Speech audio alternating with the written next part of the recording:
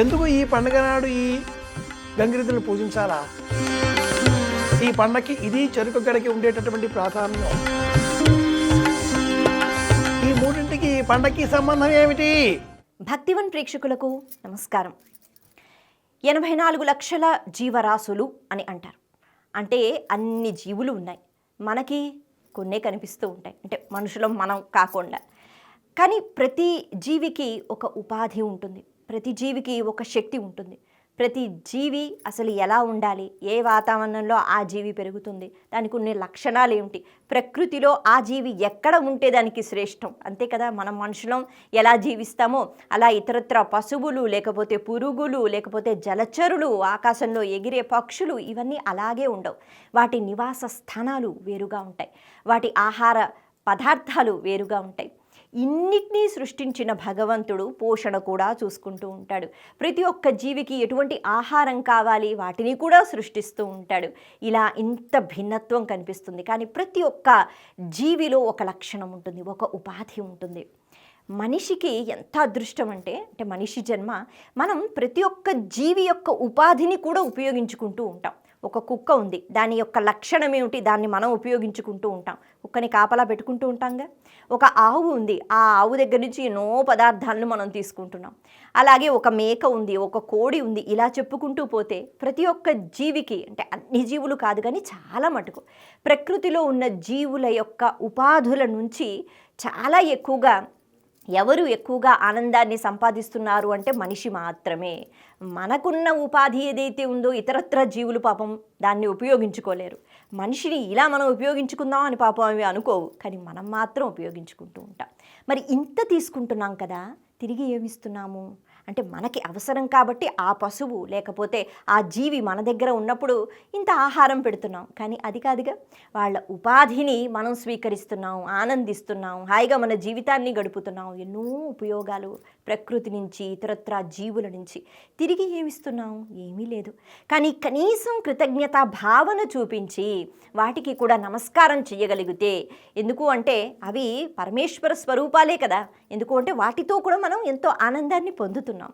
అలా అవకాశం రావాలి. కానీ ఎప్పుడైనా అంటే వేరే జీవి కనిపించినప్పుడు ఆ జీవి దగ్గరికి వెళ్ళి కృతజ్ఞత చెప్పుకోగలుగుతామా? అంటే ఒక కుక్క దగ్గరికి వెళ్ళి, ఆవు దగ్గరికి వెళ్ళి థ్యాంక్స్ అండి అని మనం అంటామా? ధన్యవాదాలు అని అంటామా? అనలేము. కానీ కొన్ని సందర్భాలలో వాటికి చక్కగా పూజలు చేసి వాటిని గుర్తించి వాటిలో కూడా పరమాత్మని చూసే సందర్భాలు మనకి ఏర్పాటు చేశారు మన ఋషులు మునులు. ఈ క్రమంలోనే ముఖ్యంగా సంక్రాంతి పండుగలో ఈ గంగిరెద్దులు రావటము, ఆ గంగిరెద్దులకి వీలైనంత మనం అంటే ఎవరైతే తీసుకొస్తారో వాళ్ళకి సొమ్ము ఇవ్వటమో, లేకపోతే ఆ గంగిరెద్దులకి ఆహారం ఇవ్వటమో, ఇవన్నీ కూడా చేస్తూ ఉంటాం కదా. అలా ప్రకృతిలో ఉన్న ప్రతి జీవికి కృతజ్ఞత భావనతో మనం ఎంతగానో గౌరవాన్ని ఇస్తూ పరమాత్మను ఆ జీవిలో చూస్తూ దండం పెట్టుకోవడము, ఒక పెద్ద పండుగ చేసుకోవడం సంక్రాంతి పండుగలో కనిపిస్తుంది. మరి ఇంతే కాకుండా ఈ గంగిరెద్దులు, అలాగే చెరుకు అన్నది కూడా ఎక్కువగా కనిపిస్తూ ఉంటుంది. మరి ఇవి దేనికి ప్రతీక? సంక్రాంతి పండుగలో దీన్ని మనం ఎందుకు ఉపయోగిస్తూ ఉంటాం? వీటి గురించి తెలుసుకుందాం. శుభమస్తు.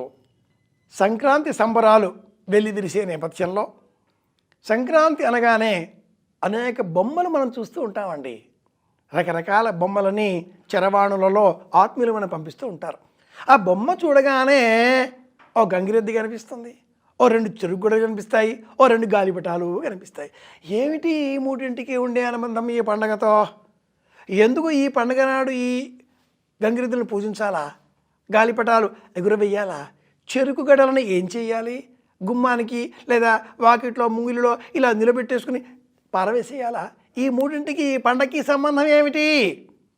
పూర్వకాలంలో తీపి అనగానే బెల్లం గుర్తుకొచ్చేది, బెల్లాన్నే వాడేటటువంటి వారు.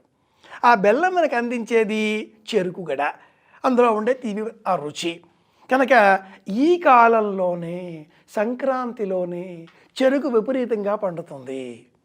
వరి తడి పంట, చెరుకు పొడి పంట, ఈ రెండింటినీ మనం గమనించినట్లయితే ఒకటి పొడి పంట, ఒకటి తడి పంట ఇలా వేసుకోవడంలో వర్షం కంటే పూర్వం వరి వేసుకోవడం, కంకులు ఈనాటికి ఇంటికి రావడం, మధ్య మార్గంగా కాసింత తడి తక్కువగా లభించేటటువంటి ప్రాంతాల్లో పొడి పంటగా బెల్లం వేసుకునే నిమిత్తమై చెరుకుని పండించడం ఆర్ష సంప్రదాయం. ఒక్క ఈ సంక్రాంతి పండక్కే అని కాకుండా శ్రావణ మాసంలో కూడా నాగబలి అనేటటువంటి ఒక వైదిక క్రియ చేసే సమయంలో చెరుకుగడ ముక్కలనే మనం అక్కడ వినియోగించాలి, బెల్లాన్నే నివేదనగా సమర్పించాలి, కనుక చెరుకుగడలని పూజించాలి, ఆ మొక్కలని కాపాడుకోవాలి. ఈ పండక్కి ఇది చెరుకుగడకి ఉండేటటువంటి ప్రాధాన్యం. చెరుకుగడ కణుపు అంత సులభంగా అది మింగుడు పడే వ్యవహారం కాదండోయ్. చెరుకుగడని ఎంత చక్కగా తినగలుగుతామో ఆ మధ్యలో ఉండే కణుపుని అంత కఠినంగా మనం స్వీకరించవలసి ఉంటుంది.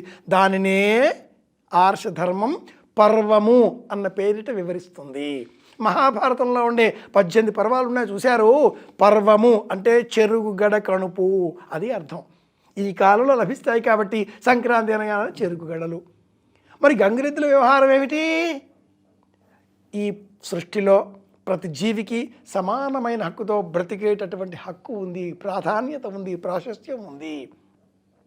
అవయవం ఏదైనా అవకరంగా ఉన్న వృషభం, ఎద్దు జన్మించినప్పుడు ఆ వృషభానికి కూడా సమానంగా నాగలి భుజం పైన వేసుకుని భూమిని దున్నేటటువంటి శక్తి లేని ఎడల అలాంటి అవకరాలతో 5 కాళ్ళతో 2 తోకలతో పుట్టేటటువంటి ఈ గంగిరెద్దులను గంగిరెద్దులుగా మార్చి బసవన్నల పేరిట కొందరు కళాకారులు విన్యాసాలు చేసి వారి జీవనభృతిని కొనసాగించేటటువంటి వారు. ఈ జీవనభృతిని కొనసాగించేటటువంటి నేపథ్యంలో ఆ కళాకారులు ఈ గంగిరెద్దులను ధాన్యరాశి ఇంటికి వచ్చే తరుణం, సంక్రాంతి లక్ష్మి ఇంట్లో ఉండే తరుణం కనుక ఇప్పుడే వాకిలిలోని తీసుకువచ్చేటటువంటి వారు. బసవనాయనగా అనగానే ఆ బసవన్న తల ఊచేది. గంగిరెద్దులను ఆడించే ఆ కళాకారుడు నేలపైన ఎల్లగిలా పడుకోగానే ఉదరంపైకి 4 కాళ్ళు చేర్చి విన్యాసం చేసేది. కందులకు గంతలు కట్టి బసవనా అని పిలవగానే ఆ బసవన్న అటువైపు తిరిగి చూచేది. చిత్ర విచిత్రమైన విన్యాసములను అలా ఆ బసవన్న చేయించిన ఆ కళాకారుడు అందరూ అందించేటటువంటి సహాయం చేసేటటువంటి పాత వస్తువులు, పాత దుస్తులు, కాసిని ధాన్యంతో బ్రతికేటటువంటి వారు కనుక ఈ కాలంలోనే వచ్చేటటువంటి కళాకారులలో గంగిరెద్దులను ఆడించేటటువంటి కళాకారులు, వారి ప్రతీకగా మనం గంగిరెద్దులను పూజించాలి. వృషభం ఈశ్వరుడు, లజకారకుడు.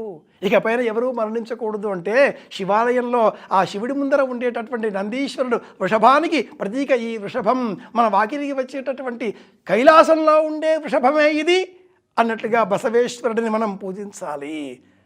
నందీశ్వర నమస్తుభ్యం సాంబానంద ప్రదాయక. ఇక 3వది గాలిపటాలు. పూర్వం మన ఇంట్లో ఉన్న ధాన్యాన్ని చాటలతో చెరిగేటటువంటి సమయంలో గాలి వాళ్ళు తెలుసుకోవడం అవసరం. ఇకపైన గాలి వీచడం అనేది ఏ వైపు ఉంది?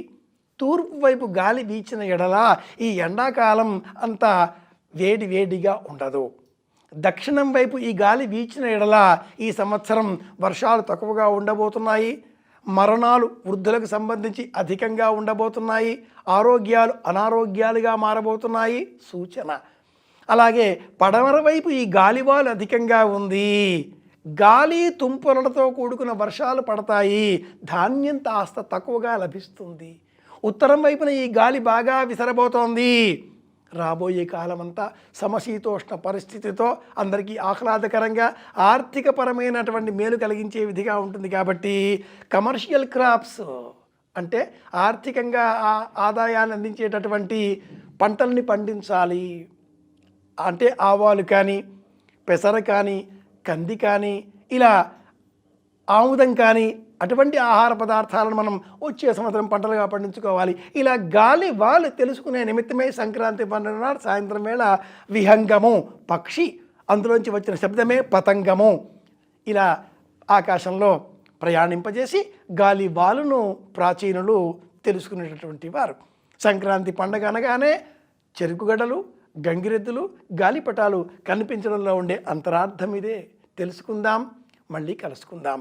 మీ కాకునూరి వెంకటరమణ శాస్త్రి గారి పెద్దబ్బాయి కాకునూరి సూర్యనారాయణమూర్తి. శుభమస్తు.